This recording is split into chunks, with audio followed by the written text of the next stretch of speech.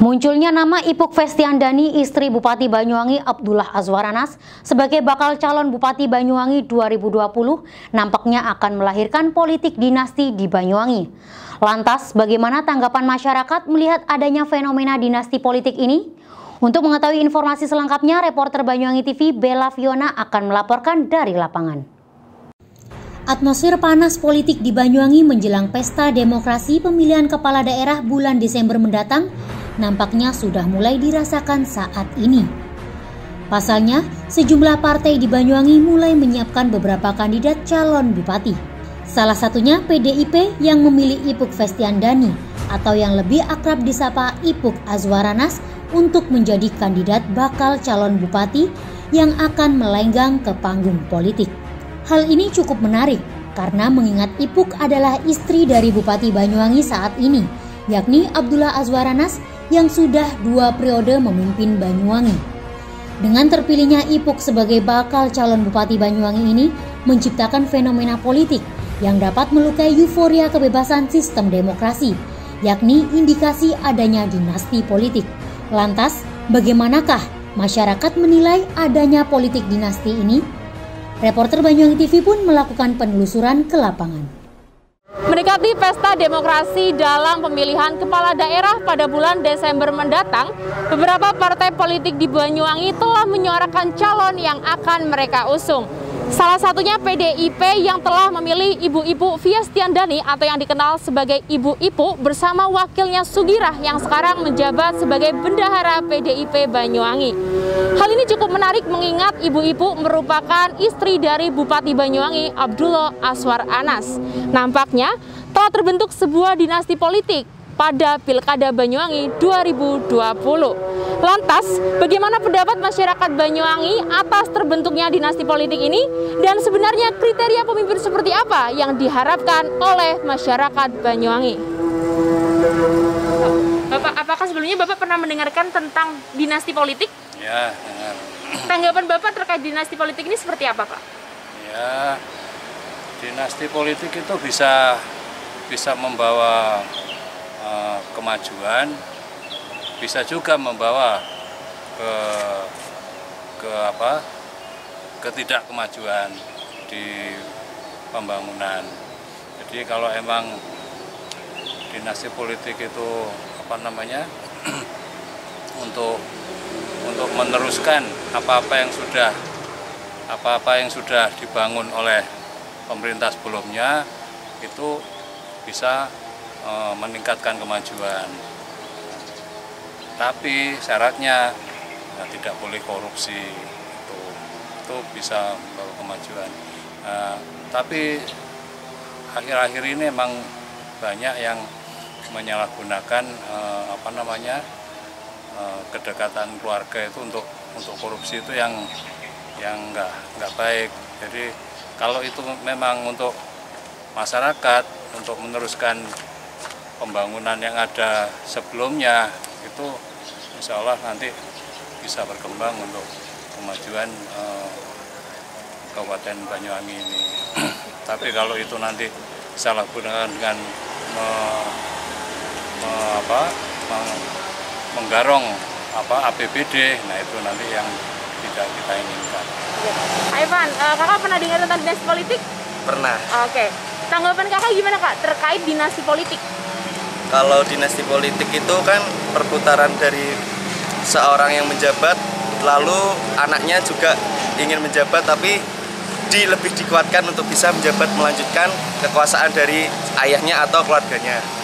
Mungkin kalau bisa terjadi di Indonesia itu tidak baik, karena lebih baik ada dari orang lain atau orang yang meneruskan dari segi masyarakat yang lain. Pak Yajid, apakah sebelumnya pernah mendengarkan tentang dinasti politik? Pernah di televisi, itu semua televisi. Waktu itu ada Jawa Barat itu, siapa itu Atut itu kan di adiknya, terus keluarganya kan jadi bupati kan dulu itu. Sebetulnya kalau kayak gitu itu kasihan perintis-perintis ini. Kalau emang dinasti sebenarnya jangan diadakan lah. Sebenarnya kalau Kalau ada dinasti terus yang lain gimana kayak gitu. Sebaiknya itu kita cari pengganti yang toh orang pinter kan banyak kan gitu. Orang pinter juga banyak dan orang mengerti juga banyak, dan kita berikan kepada orang lain. Terutama kalau bisa itu pemimpin Banyuwangi itu laki. Kalau perempuan itu banyak kepentingan. Sebetulnya ya urusan dapur lah kayak gitu itu.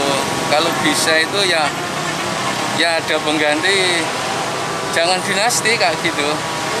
Tania pernah dengar tentang dinasti politik? Iya pernah. Tanggapan kakak terkait dinasti politik seperti apa, Kak? Sebetulnya dinasti politik sendiri ini saya pernah dengar ada sisi positif dan sisi negatifnya. Ya sisi positifnya menurut saya bisa para calon itu kan bisa merealisasikan programnya yang sudah tersusun, yang sudah dia rancang dari sebelum-sebelumnya itu.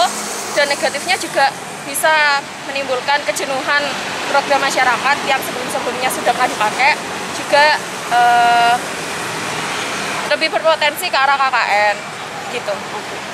Baik Bapak, terkait dan ternyata Bapak pada bulan Desember nanti istri dari Pak Anas yaitu Ibu-Ibu akan menjadi salah satu calon Bupati Banyuwangi. Tanggapan Bapak seperti apa Pak? Ya, bagus-bagus saja. Jadi emang nanti kita lihat dari beberapa calon itu yang